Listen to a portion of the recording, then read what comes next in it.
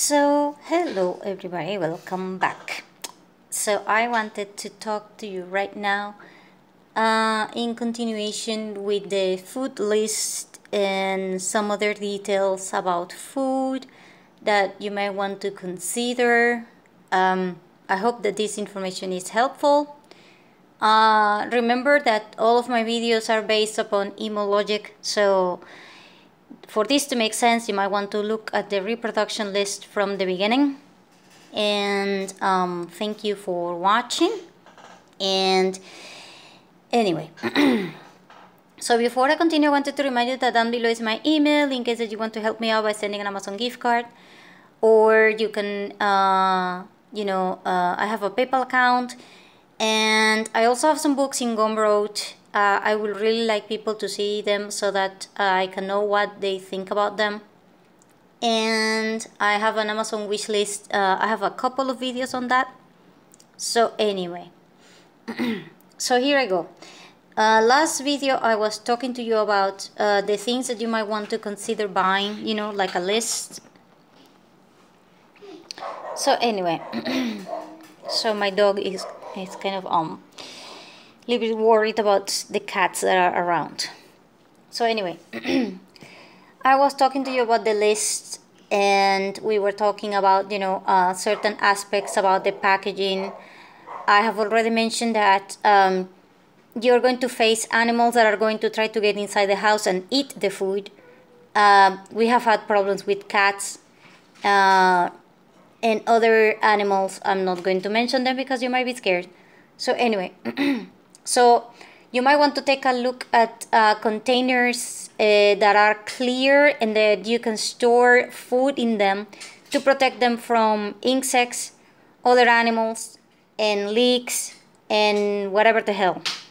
So you also may want to get labels, to put things like this is this or this is that, and dates. This is very important. You also may want to print a shopping list of your week, your month, and your trimester or your semester, Very important because the things that you buy for every 6 months is not the same as you buying them weekly.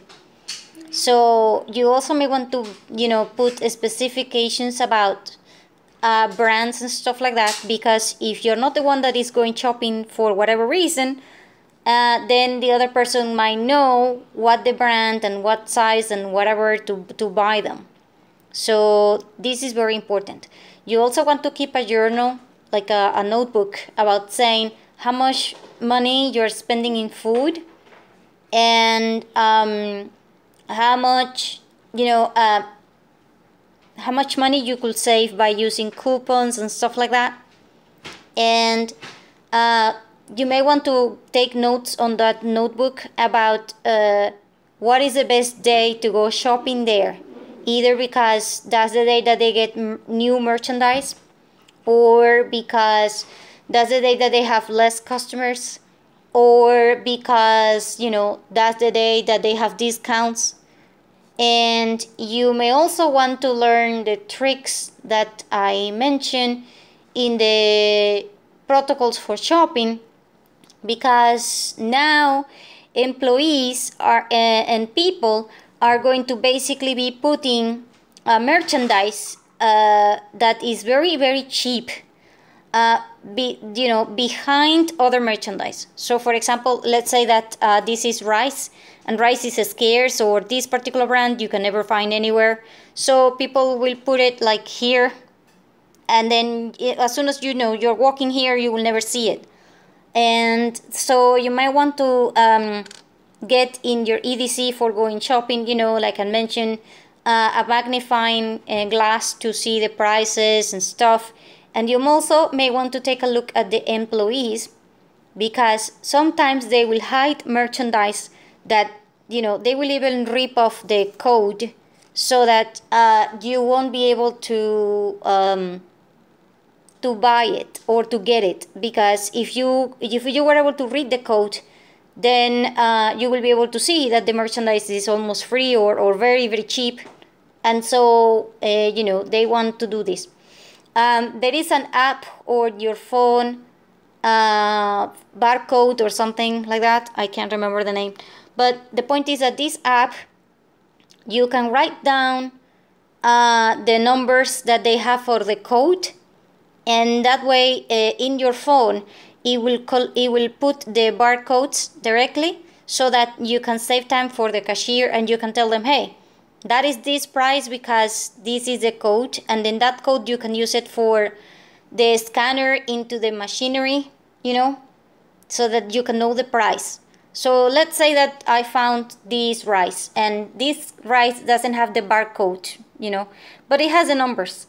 So all I have to do is download the app, and then I write down the numbers, and then the app will do the barcoding, and then I go with my cell phone into the machinery, you know, that reads the prices and stuff, and I will put it there and it will read it, and then it will say this is the price and this is how much it is, whatever, and it is kind of universal. So that app is called Barcode or something like that.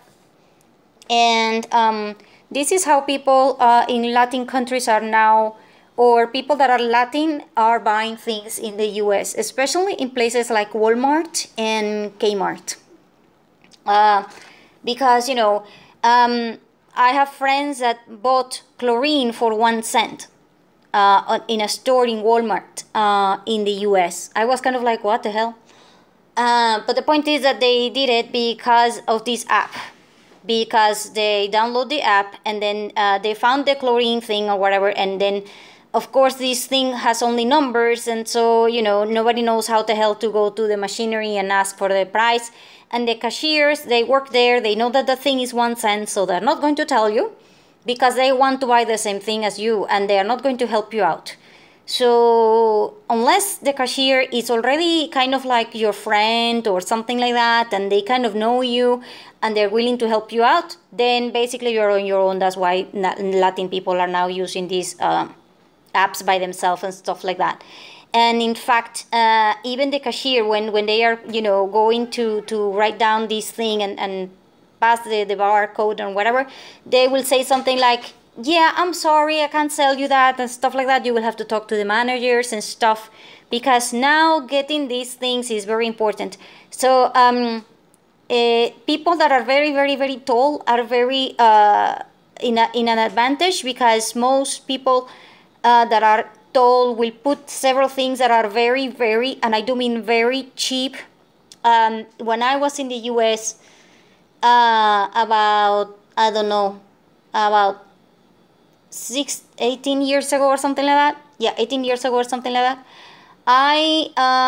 I'm short, so I couldn't do it. You know, I had to ask a guy that was obviously very, very tall. So I asked him, please pass me those things that are over there, because, you know, the shelf obviously is like 3 levels or 4 levels or whatever. So this one was in the top, and behind the top I could see that there was something there. So I asked the guy to bring them down, and they were emergency kits that had everything, like the kitchen, lights, candles, toothbrushes. It was a hell of a lot of, you know, it was a very big box, like a shoe box, and it cost me 99 cents. So, you know, and by the way, they were on sale.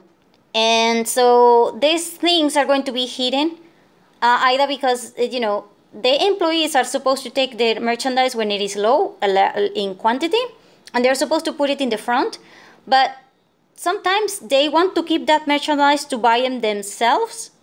And so instead of doing that at the moment, sometimes they don't have money or whatever, so they will hide it. So that's why you need to, you might want to take a look at the reproduction list on the shopping protocols, because in the shopping protocols, I explain, you know, the new rules about shopping, because now you will have 2 enemies inside the store. People that want your things, so you have to look after your shopping cart, and you have to look after whatever the hell people are doing to hide the things from you so that you don't get it, because they might not have the money at that time, so they want to come back, you know, next week. And they know that this thing is going to, you know, be gone by next week, so they're going to hide it and stuff. And then you have the employees that are actually going to do the same thing. So if you want to take the things that are cheap, especially with the food and things like that, then you need this. And this is why 9 out of 10 times that I go outside and I go, you know, into a pharmacy or into a supermarket, I find things that is like, yeah, they are like $1 or something, even though that right now they're 4. Yeah, that's because I kind of now know where to look. And in fact, I have found brands that they have been gone for the last 6 months. There is no way in hell that you can get those brands anymore.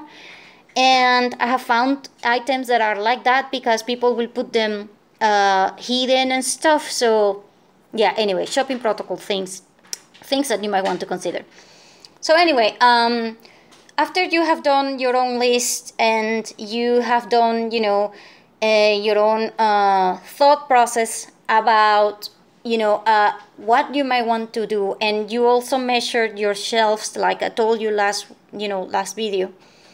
And now you know that this shelf works like this, so you can buy these kind of containers or whatever. So now you have like a space and you have a mind of your own about this goes here, this one goes here, this one goes here, and the spaces go like that. So now I know exactly where to put everything. Then you go with your list. Then you go with the other things that you're going to consume and you're going to trade. Like I told you, the big things, you know, I have mentioned before. So now, I will suggest buying tea organizers. There are 2 types, the ones that are wall mounted and the ones that are like a box that you open them and it's very, very, very cute. So if you have always visits or you are a person that likes things to be very elegant and pretty and stuff, I will suggest getting both types. The wall part, hell, for all I know, you can make it yourself, by the way. The ones that goes in the wall, you have to make sure that it is not anywhere near water or something that can be wet, because otherwise, you know, it will defeat the purpose. So try to put them like like inside a closet, like your cabinet for food or something, so that it will fit better. Very important now, quantities and things like that. So here I go again. Again, you have to consider, this is just, you know, my suggestion, and here is the deal. Chamomile tea. Now, chamomile tea is one of those things that is definitely going to be, you know, very difficult to get in like the 5 or 6 wave. Meaning, you know, the first wave will go with sugar, coffee, things like that. Yeah, no, you're not getting that anymore. Second wave will go, you know, secondary things like sanitary napkins for the women, you know, stuff that is for women, soap, laundry soap and stuff like that. Third will be, you know, other things and blah, blah, blah. So this one will be like in the 5th kind of wave, you know. So after the 5th wave, you're probably not getting any more chamomile tea. Now, you can get chamomile tea in the natural form, meaning you might be able to get chamomile and stuff like that. So if you're going to do tea from now on, you're not going to find them in tea bags. You are going to have to buy something that is like a balloon that you press and it will open, and you can put the leaves that you have, you know, from your own garden and stuff. And then you will put that inside the cup, because, you know, that's how now you're going to do it. Sorry, my daughter is you know, a little bit busy here, very close. So anyway, you will need something for straining the leaves. Now, this thing that I told you that is like a balloon, and you press it so that you can put the thing inside, is because it's a measuring thing. The main problem that you're going to have with teas right now is that people are going to use, you know, the tea bags are always 1 gram. You know, 1 gram per cup. But now you have a bunch of leaves and you're preparing probably, you know, a whole liter or a thermos or something, and you don't know how many leaves to put and stuff like that. Oh hell, that happened to my mother like 1,000 times over, because my mother is not used to making tea. I am, because I am a maniac about tea. Like I said, I don't know how the hell to make coffee. She doesn't know how the hell to make tea. So when we make tea, well, I make tea, I make sure that, you know, it is roughly 1 gram for every cup. So 1 liter will have 3 or 4 cups. So I always put about 4 of those little spoon things that will be the equivalent of about 4 tea bags. If I want it to be less, you know, not so strong, I will put 2. So, you know, kind of like that. My mother, oh hell no, every time that my mother does the tea, I have to be kind of like, Mom, you spend the whole tea for the week, you spend it in 2 days. So like I said, warrior thing, yeah, kind of like that. So you have to try to figure out how to measure, you know, the dry leaves for the tea, especially chamomile. And if not, well, I will recommend really getting 1 box that has 100 tea bags for chamomile for 6 months. Here's why. Because you will have, you know, anxiety attacks, depression attacks, headache attacks. Oh hell, you will have all kinds of problems, and you're always going to need something hot. And guess what? If you're going to drink coffee at 2 in the morning because you're hearing weird noises, yeah, you're not sleeping.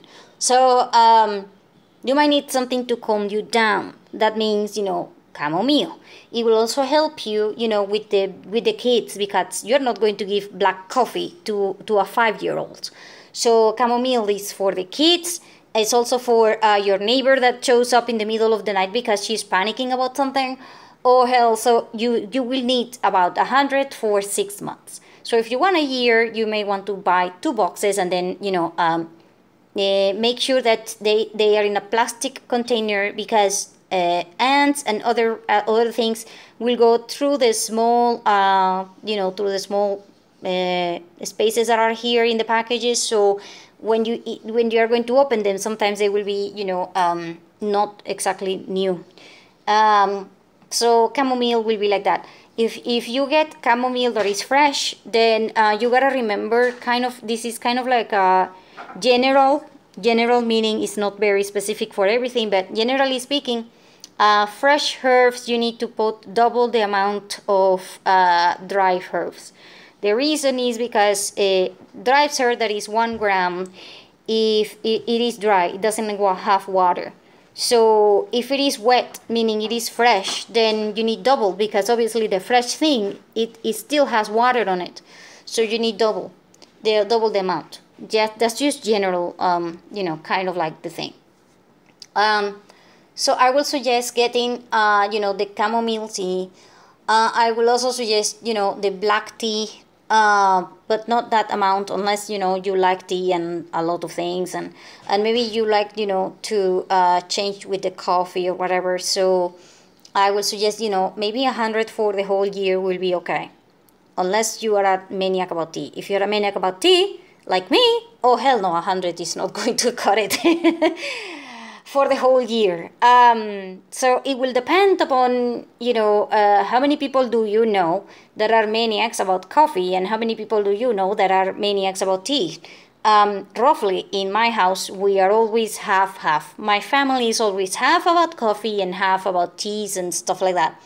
So neighbors is kind of like the same, but I have seen my friends, they have always tell me that, you know, they are maniacs about coffee, and they don't drink tea. Nobody drinks tea in their family. So it will depend. Chamomile is universal. Chamomile is just, you get it because you get it. That's it. You know, you don't get it because you like it, or because you are going to need it. You get it because when you need it, period. So you get it. Chamomile. The black tea, like I said, is optional.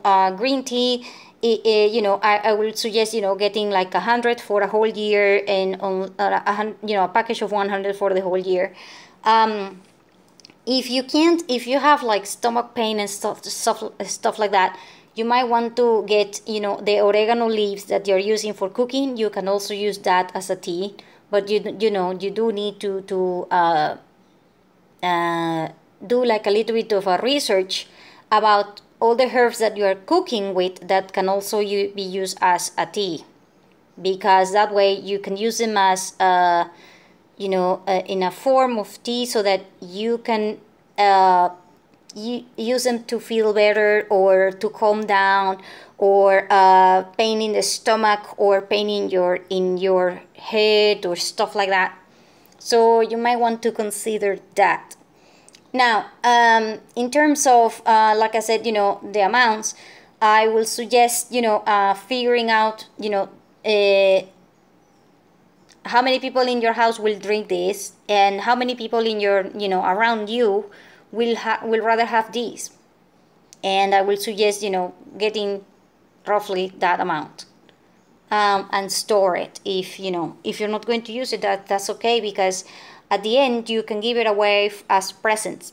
Because I can tell you right now, there is a lot of people that will really appreciate it when you show up at their houses or something with with a small container with several tea and stuff like that, and you can use it for your EDC, and you can use it for several things. Here is the reason also why you want to consider the tea aspect, because right now, 10 years ago, if I go to a bakery and I wanted to drink chamomile, they will have it. If I wanted to drink black tea, they will have it. If I wanted to drink green tea, they will have it. Hell, if I wanted to go to a Japanese place, they will have green tea. Right now, if I go to a Japanese place, they won't have green tea. They won't have black tea, and nobody will sell you chamomile. So basically, if you go out, the only thing that you're going to be able to buy is coffee.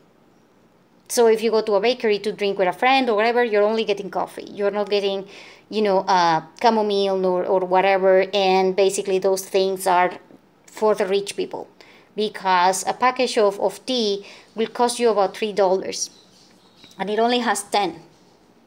See? So that's why people will make it themselves. And if people are going to make them themselves, then basically there is no more market for making teas. So basically that's it. Either you learn how to make it yourself, with the herbs and the things that you have in your garden, and for that, like I said, you will need the proper tools. The one that is a presser, and there is also one that is like two things that you can press for the teas. And I hope that this information so far is helpful, and well, I'll talk to you about the other things in the list for later. So thank you.